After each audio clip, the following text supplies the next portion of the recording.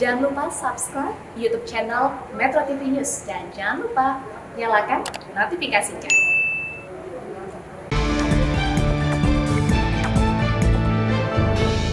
Keamanan objek vital negara.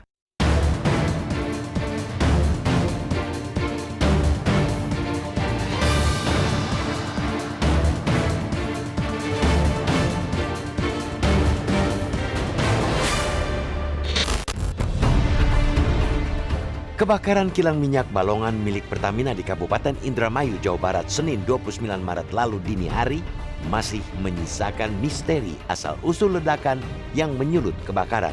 Ledakan telah menyebabkan sedikitnya 20 orang terluka, 5 diantaranya menderita luka bakar berat. Hampir 1.000 penduduk diungsikan sebagai antisipasi kemungkinan merembetnya api ke permukiman penduduk. Pertamina mengklaim kebakaran di kompleks kilang yang merupakan salah satu pemasok utama BBM nasional itu tidak mengganggu ketersediaan BBM bagi masyarakat. Suatu hal yang cukup menenangkan. Namun, peristiwa tersebut tentu saja tidak boleh dianggap enteng. Apalagi, kebakaran kemarin bukan pertama kalinya terjadi di kompleks kilang Balongan. Baru 2 tahun lalu, kebakaran juga timbul. Ketika itu, api yang menyulut fasilitas pemasok gas milik PT Pertamina EP Aset 3. Gas yang dihasilkan untuk menyuplai pengolahan minyak Balongan. Pengusutan digelar, namun hingga kini tetap tidak jelas penyebab kebakaran. Begitu pula kebakaran pada 2007. Ledakan dan kebakaran juga terjadi di Kilang Putri 7 Dumai pada 2014. Kilang Cilacap sempat pula mengalami pada 2011 dan 2016. Kemudian kebakaran di Kilang Balikpapan pada 2019, 2 kali malah, April dan Agustus. Insiden-insiden di objek vital negara perlu mendapatkan perhatian lebih serius, bukan hanya dari sisi penguatan penanganan ketika insiden terjadi, tetapi juga dalam pencegahan. Dari peristiwa terbaru di Kilang Balongan itu saja dapat terlihat betapa riskannya keselamatan penduduk di sekitar kompleks kilang ketika fasilitas pengolahan minyak terbakar. Hal ini menunjukkan permukiman maupun jalan umum berada di jarak yang tidak aman. Apabila ternyata memang tidak ada ketentuan jarak minimal yang dipersyaratkan untuk penempatan kilang maupun objek-objek lain yang rawan ledakan besar, celakalah kita. Sama celakanya saat aturan sudah ada tetapi tidak dipatuhi. Tanggung jawab implementasi ada di tangan badan usaha yang bersangkutan dan pemerintah daerah setempat. Perusahaan wajib mematuhi jarak aman. Pemda juga harus memastikan rencana tata ruang dan wilayah tidak memberi celah pelanggaran. Jangan sampai permukiman penduduk merangsek masuk ke zona berbahaya. Maka ketika terjadi insiden yang mencelakakan masyarakat umum akibat pelanggaran zona aman, badan usaha dan Pemda wajib mempertanggungjawabkan secara pidana. Idealnya seperti itu. Bila tidak demikian, masyarakat seakan sengaja dijadikan samsak tinju, apes, kena pukul terus. Paling-paling mendapatkan kompensasi pengobatan atau biaya penguburan dengan ungkapan duka cita. Pencegahan pun memerlukan pengusutan insiden dengan tuntas hingga benar-benar diketahui penyebabnya. Bukan hanya tebak-tebak buah manggis dan dibiarkan tidak terungkap. Bila sumber insiden diketahui, barulah bisa dilakukan perbaikan agar tidak terulang kejadian serupa. Jangankan kesengajaan, kelalaian saja tidak melepaskan pelaku dari jerat hukum. Itu pula yang membuat para kuli bangunan yang merokok di tempat kerja diseret ke pengadilan karena diduga menyebabkan gedung Kejaksaan Agung terbakar habis. Pada Agustus tahun lalu, mereka tidak sekadar dimutasi ke proyek renovasi yang lain. Penyebab kebakaran di Kilang Balongan harus diusut sampai betul-betul terungkap agar tidak menjadi fitnah bagi sang petir. Kemudian, pemerintah perlu menyisir aturan keamanan objek vital maupun implementasinya, lalu memperbaiki agar insiden serupa tidak terulang.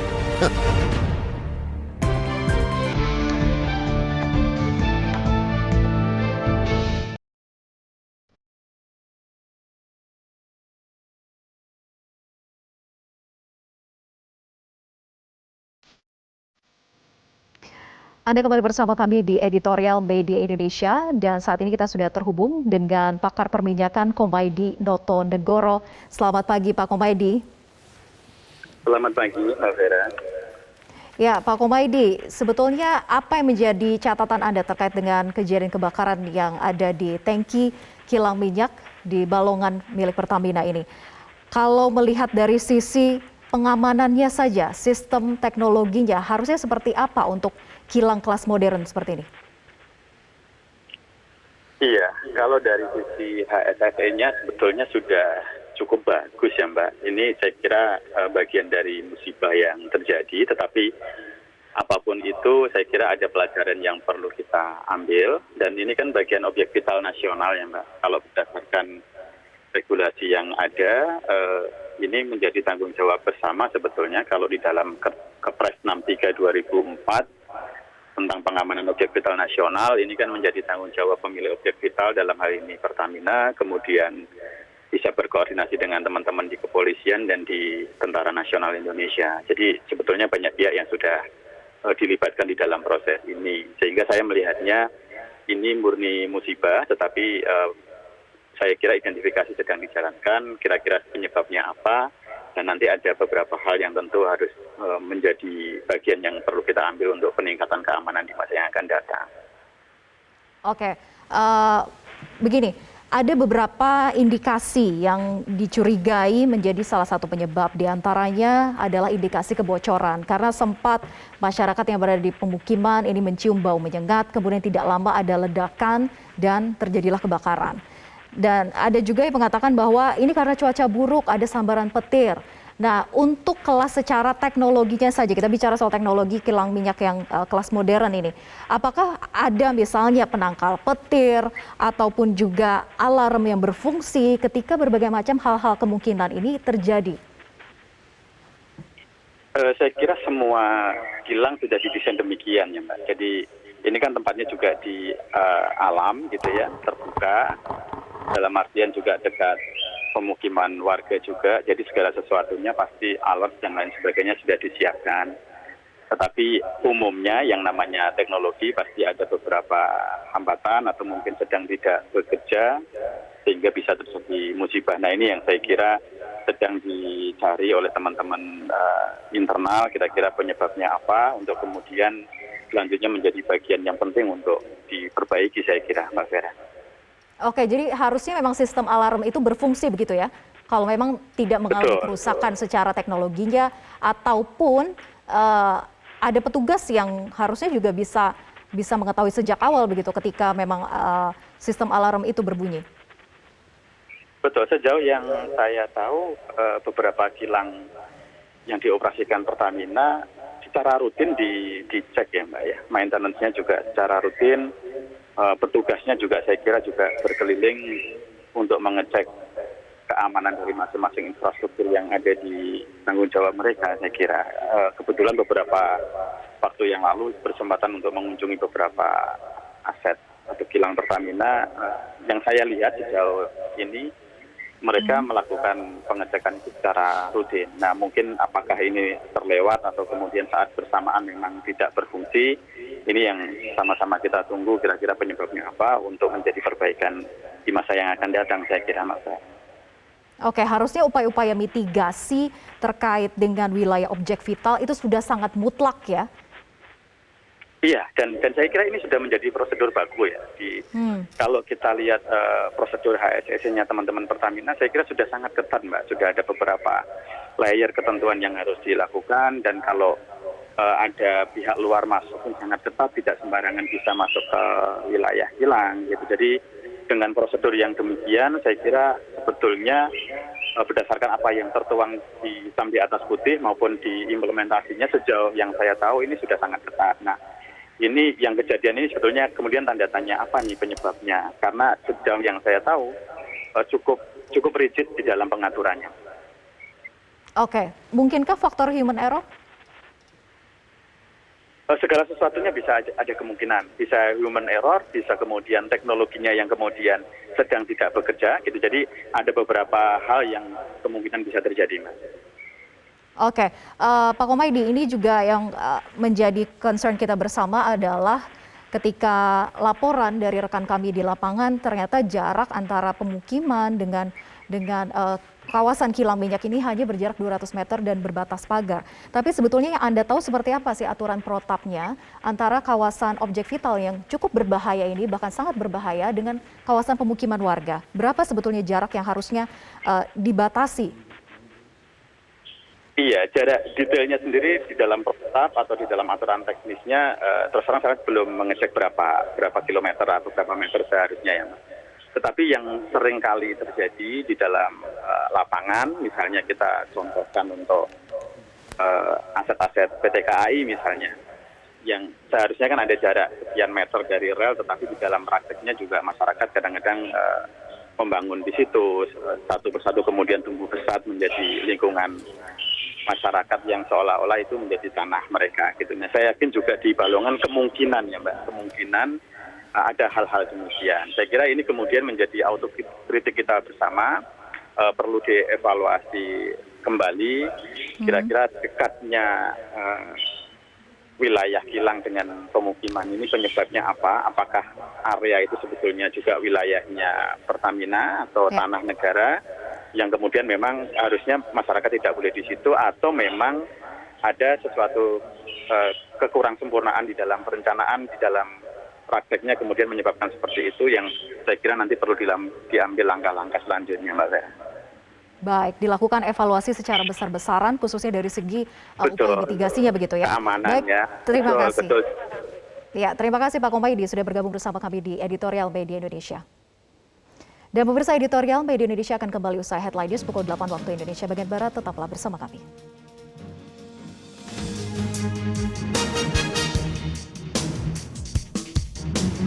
Anda kembali bersama kami di Editorial Media Indonesia. Dan Bang Elman, kalau tadi kita dengar pernyataan dari pakar perminyakan bahwa memang harus ada evaluasi secara besar-besaran. Tapi kalau kita telisik lagi soal mitigasinya, pengamanannya, tadi memang membenarkan bahwa harusnya ada alarm yang berfungsi dengan baik ketika ada indikasi kebocoran, sudah tercium bau yang menyengat, kemudian ada juga faktor lain seperti dikatakan cuaca buruk, kemudian sambaran petir.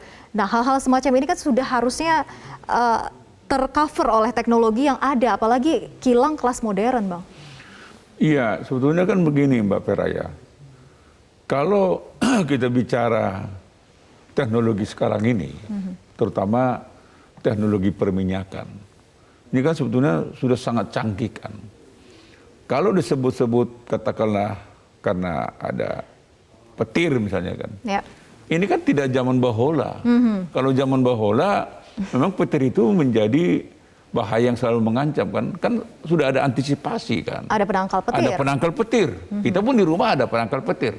Apalagi seperti ini kan. Jadi ya hampir tidak masuk akal kan gitu kan. Nah, kalau disebutkan ada bocor.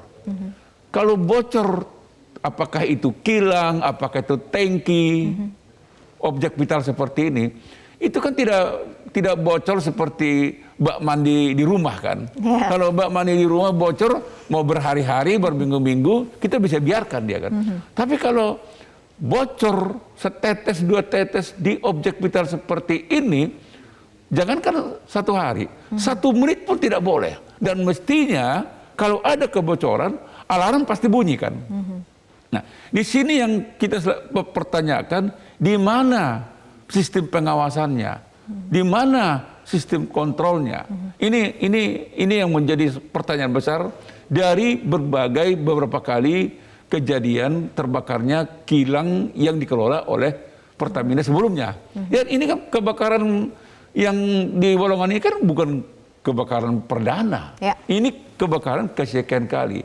Pertanyaannya sebetulnya dulu apa penyebabnya? Ini kan nggak pernah dibuka.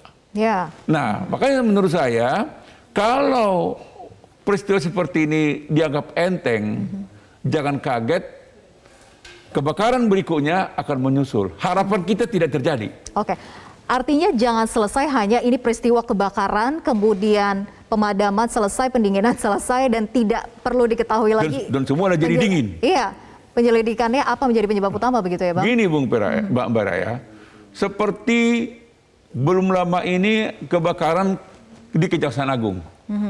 Ternyata kelalaian, keteledoran karena puntung rokok. Mbak Pera lihat kan? Kena pidana kan? Nah, apalagi seperti ini. Jadi saya belum pernah mendengarkan siapa-siapa yang katakanlah tersangka, tertuduh, terdakwa akibat yang mengakibatkan terbakarnya kilang Pertamina selama ini. Seperti tertutup sekali. Tertutup, gitu ya, Bang? seperti mereka bilang ada sudah sekarang dalam proses pendinginan. Jadi pendinginan selama-lamanya, termasuk juga tabir daripada kasus kebakaran. Nah, itu yang jangan kita biarkan. Ya. Bang Elman, kita juga akan dengarkan pendapat dari pemirsa kita. Kita sudah terhubung dengan Pak Ishar dari Cilegon. Selamat pagi. Selamat pagi Bu Vera, Pak Herman. Iya, selamat pagi. Saya kira ini adalah kejadian yang sangat penting dan serius ya.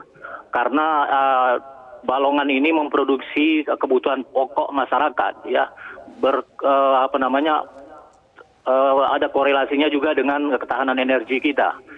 Menurut saya untuk kali ini harus dilakukan oleh investigasi yang betul-betul via independen, bukan dari Pertamina saja, ya. Karena ini masalah nasional ini, bukan hal yang ini.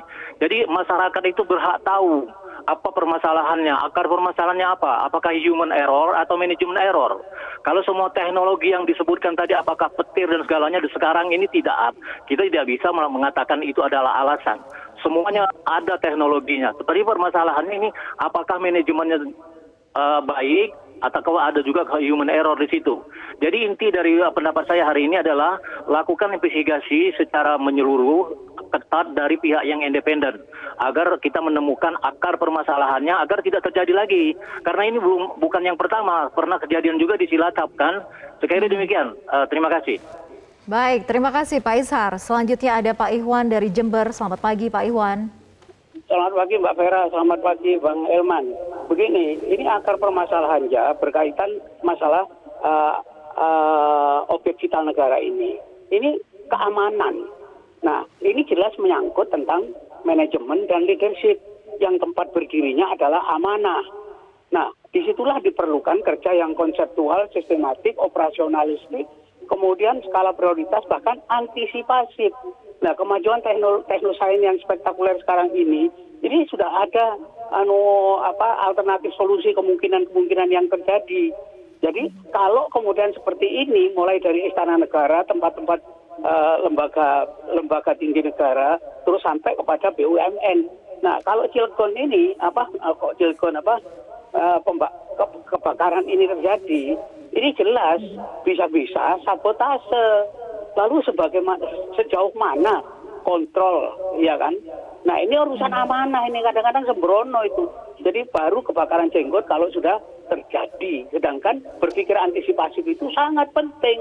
Dan itu kaitannya dengan alternatif solusi kemungkinan terjadinya negatif kemajuan teknosains yang spektakuler ini. Untuk itulah, maka kembali lagi persoalan amanah ini. Jadi kalau kemudian sampai terjadi seperti ini, apalagi 2 kali, 3 kali itu sudah gila, 2 kali itu bodoh. Saya kira itu yang penting. Jadi ini kembali pada apakah itu human error, apakah itu memang natural error, itu urusannya dengan technological error. Kalau itu yang terjadi, maka kita bisa survei dulu, kerja keras dulu. Dan situasi negara yang seperti sekarang ini, kemungkinan terjadi itu banyak. Saya kira itu yang harus dipikir antisipasinya. Terima kasih. Baik, terima kasih Pak Ikhwan. Silakan Bang Elman menanggapi 2 penelpon kita. Tadi ada menekankan terkait dengan investigasi dari pihak independen yang juga harus dilibatkan untuk mengetahui betul-betul akar permasalahan dan penyebab utamanya karena bukan pertama kali terjadi. Kemudian juga tadi penelpon kedua terkait dengan manajemen, leadership dan juga mitigasinya. Dan apakah memang betul-betul ada indikasi-indikasi human error dan sebagainya? Ya, jadi segala kemungkinan tidak boleh dikubur. Jadi segala kemungkinan penyebabnya harus dihidupkan. Itulah pentingnya memang harus diinvestigasi oleh orang yang katakanlah instansi independen, terutama kepolisian katakanlah seperti itu kan. Nah, polisi harus betul-betul dilibatkan secara intensif ke dalam. Apa penyebabnya? Karena bukan tidak mungkin juga saat itu Pak Ikhwan tadi kan bilang ada unsur sabotase. Kita kan tidak tahu. Ya, unsur sabotase ini juga nggak boleh dikubur. Jadi nggak boleh itu nggak ada. Jangan terus dikatakan tidak ada. ini tetap harus dibuka kemungkinannya kan gitu kan. Karena Mbak Pera kan tahu kan belakangan ini kan sedang dilakukan bersih-bersih di tubuh Pertamina kan. Ya. Kita kan tidak tahu. Mudah-mudahan Tidak tidak ada ada korelasinya. kaitannya.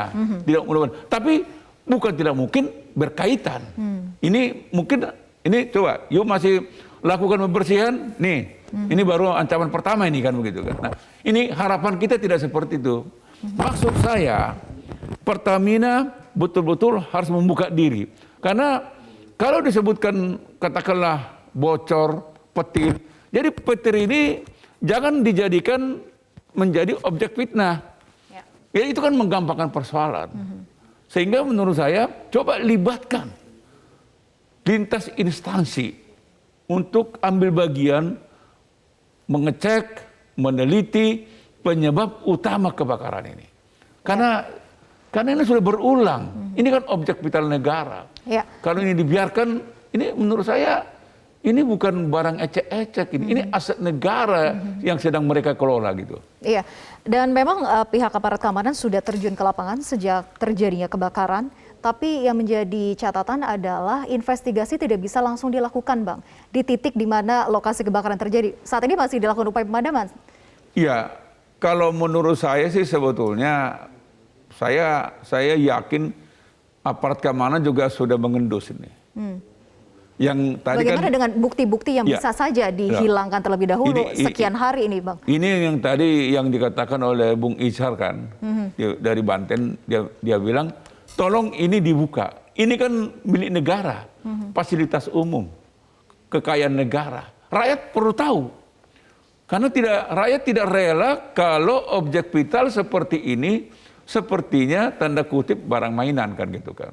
Ya. Nggak boleh. Karena walaupun Pertamina bilang aman, pasokan untuk masyarakat aman, tidak sesederhana itu. Jangan kita berlindung aman kok, nggak apa-apa. Tidak seperti itu. Jadi kata-kata Mbak Pera kan bilang 400.000 barel yang diperkirakan bakal kehilangan gitu kan. Nah, 400.000 barel itu bukan angka yang sedikit. Bukan kalau itu dibagikan kepada rakyat miskin. Jadi jangan juga Pertamina meremehkan 400.000 barel. Baru 400.000 barel. Kalau 10 hari kebakarannya, berarti berlipat lagi kan. Oleh karena itu, pemerintah harus mendesak Pertamina supaya membuka diri agar kasus ini menjadi terang benderang. Supaya menjadi pelajaran untuk kemudian hari. Ya, transparansi dan ujung-ujungnya bisa melakukan evaluasi begitu ya, dan wake up call untuk seluruh kilang juga di Indonesia. Kita lanjutkan perbincangan usai jeda, tetaplah bersama kami di Editorial Media Indonesia.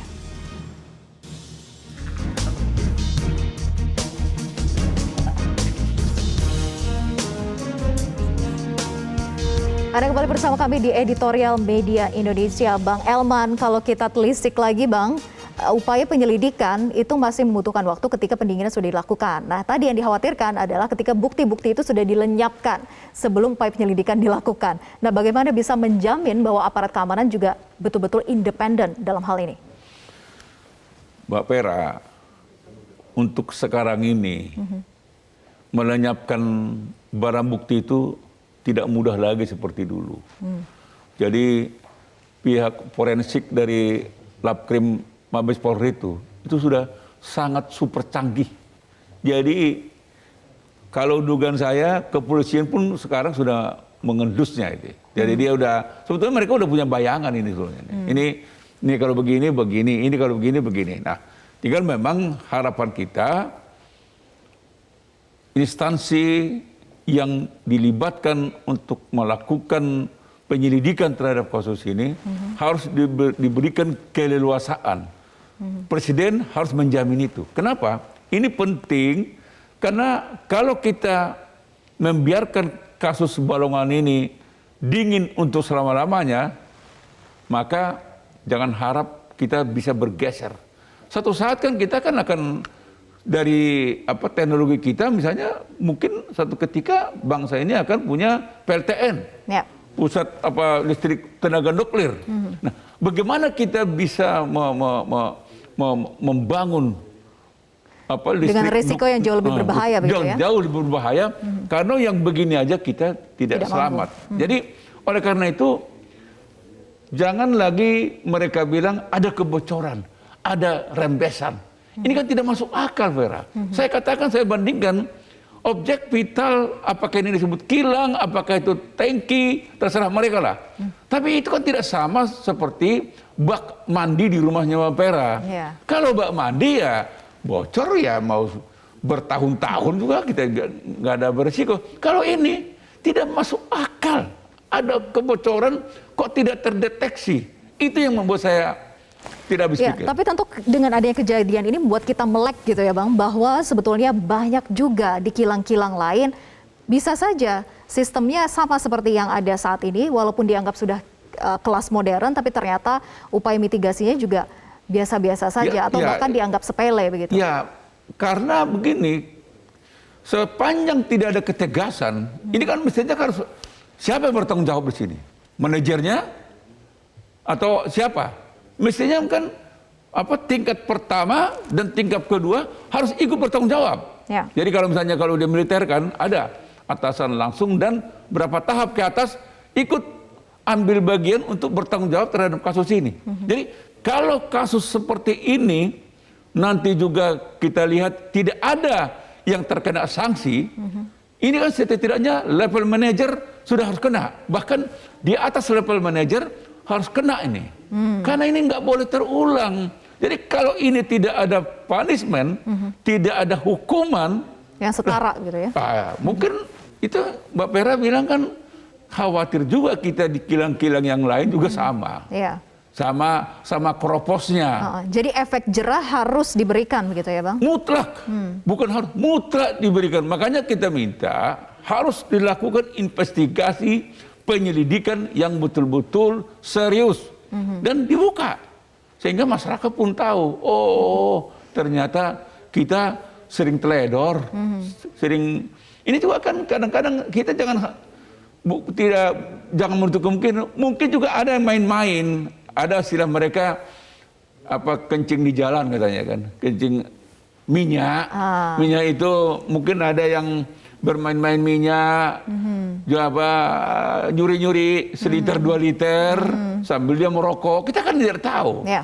Jadi hal-hal yang kecil biasanya bisa berakibat fatal kalau dibiarkan. Seekor tikus pun kalau dibiarkan merajalela di situ bisa juga menggigit kabel kan, katakan seperti itu.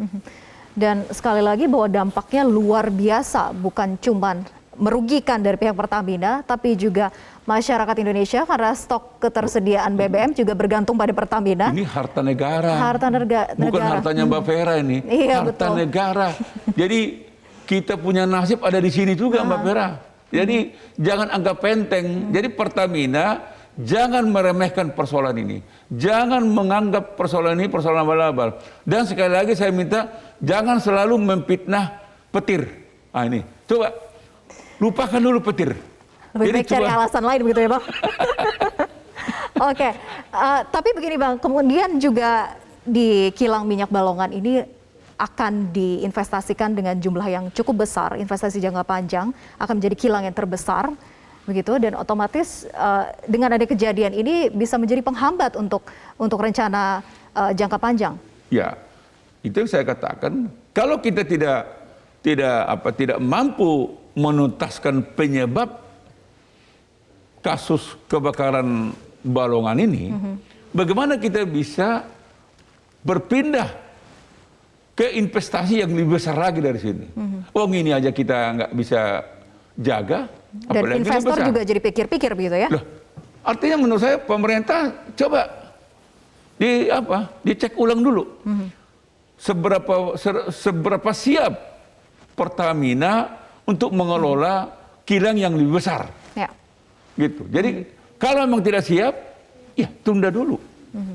Walaupun itu sebenarnya berakibat tidak baik juga buat kemajuan negara kan gitu. Baik, sekali lagi wake up call, evaluasi secara menyeluruh, bukan hanya yang terjadi saat ini peristiwa kebakarannya, tapi selidiki betul investigasi itu SOP apa yang paling sederhana, utamanya. SOP yang paling sederhana. Jadi Itu SOP zaman Bohola juga itu. Baik, pastikan upaya mitigasi di seluruh kilang minyak di Indonesia aman dan terkendali dengan baik, jangan sampai menimbulkan kerugian baru lagi. Terima kasih Bang Elman. Dan pemirsa, penyebab kebakaran di kilang Balongan harus diusut sampai betul-betul terungkap agar tidak menjadi fitnah bagi sang petir. Kemudian pemerintah perlu menyisir aturan keamanan objek vital maupun implementasinya, lalu memperbaiki agar insiden serupa tidak terulang kembali. Saya Vera Bahasuan, pamit undur diri. Terima kasih. Sampai jumpa.